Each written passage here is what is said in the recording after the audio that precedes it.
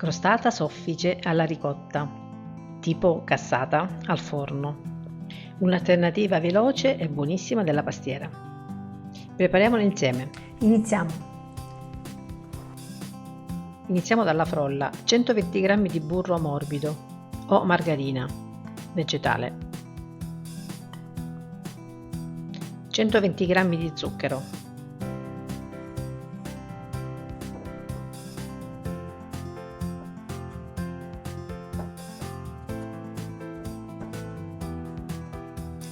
2 uova.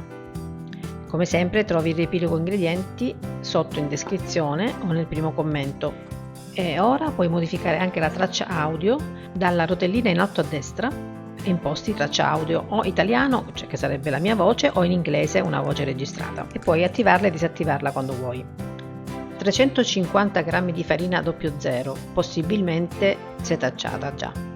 La aggiungiamo però piano piano perché potrebbe non richiederla tutta, quindi ne aggiungiamo una parte, la facciamo assorbire e poi continuiamo.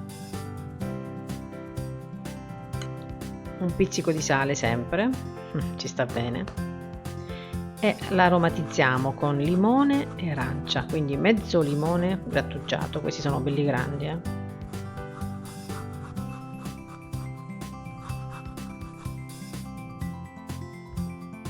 E metà arancia, così verrà bella profumata la frolla.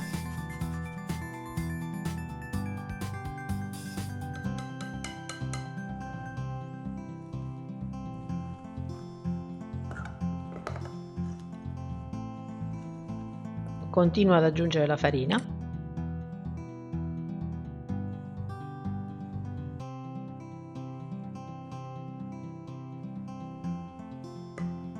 e mi trasferisco sul piano. Aggiungo il resto della farina, che serve in questo caso perché è ancora molto morbido, e lavoro così, giusto il tempo di far amalgamare la farina, non va lavorata tanto, quindi non planetarie, non altri attrezzi, le mani vanno benissimo. Dimenticavo mezza bustina di lievito per dolci,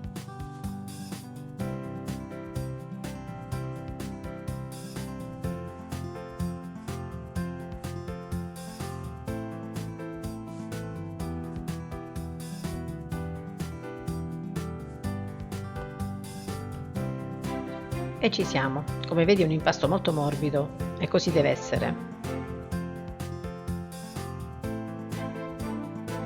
Morbidissimo. Metto in pellicola e lascio riposare in frigorifero per un quarto d'ora, 20 minuti circa. Prepariamo la farcia con 600 g di ricotta fresca,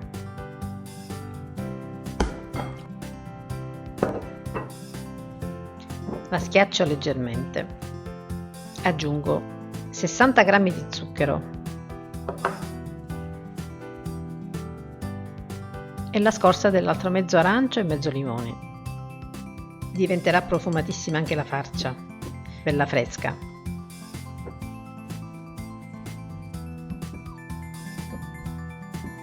Velocissima, tutta a freddo, pronta. Riprendo la pasta frolla dal frigo, ne tolgo una parte, circa un terzo, stampo da crostata da 28 cm già imburrato e infarinato e la stendo direttamente nella teglia. Come ti dicevo è un impasto morbido, quindi si può fare tranquillamente così senza stendere col mattarello. Ogni tanto mi infarino le dita per non farla appiccicare e la stendo alzando sui bordi, quindi portando dal centro verso i lati, in modo che non venga grossa al centro.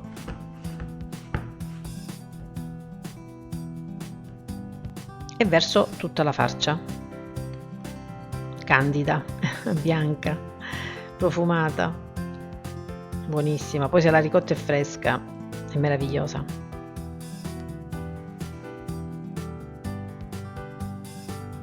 Potrei essere benissimo siciliana, mi piacciono i dolci con la ricotta anche nel salato, e quindi mi piace molto la cucina siciliana, sia dolce che salata, e quindi potrei essere una siciliana.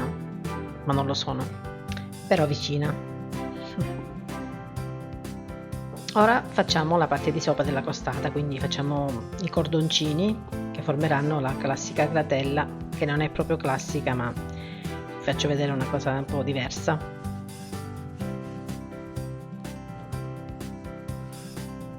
Quindi formo dei cordoncini lunghi e stretti, perché poi cresceranno, e li adagio sopra, però non diritti ma ad onde. Vedete, farà un effetto molto più carino ed è semplice da fare.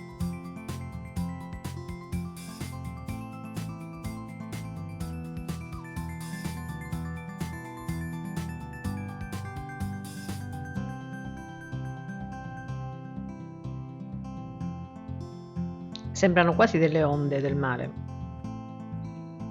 Potremmo chiamarla crostata agitata.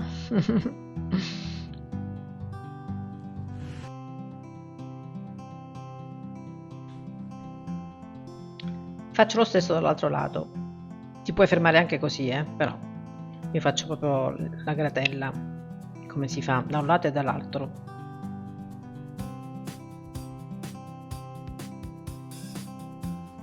Pronta?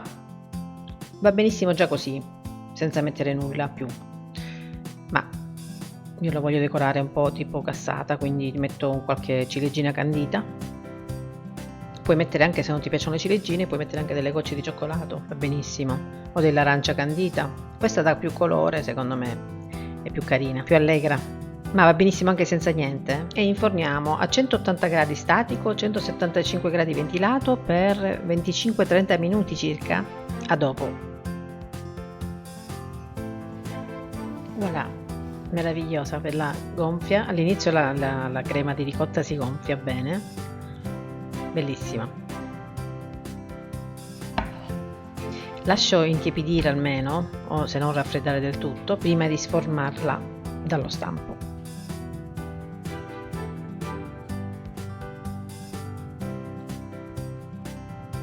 Morbida morbida.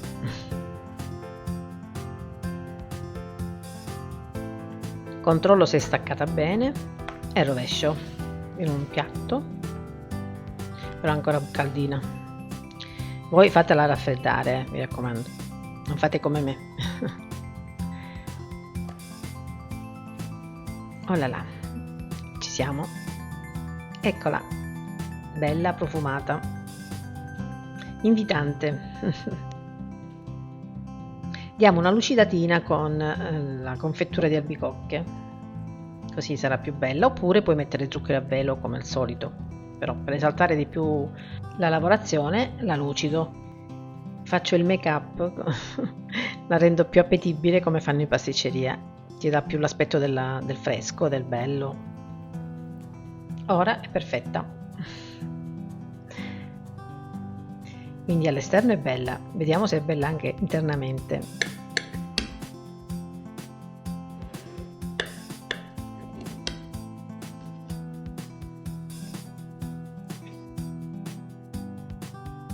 Beh, direi un bel taglio, equilibrata sia di crema che di frolla, quindi una consistenza giusta, in bocca gradevole, ottima in ogni momento della giornata, dalla colazione al fine pasto, sempre. Poi per le vacanze di Pasqua magari ci accompagna nelle giornate di festa. Per chi non ama il grano della pastiera, per esempio, questa è un'ottima alternativa, più fresca e più leggera sicuramente, nonché più veloce da preparare. E con questa ricetta vi lascio gli auguri di Pasqua. Vi auguro una Pasqua felice in famiglia, serena, e ci vediamo dopo Pasqua. E se ancora non l'hai fatto, non dimenticare di iscriverti, è gratis. A presto, baci!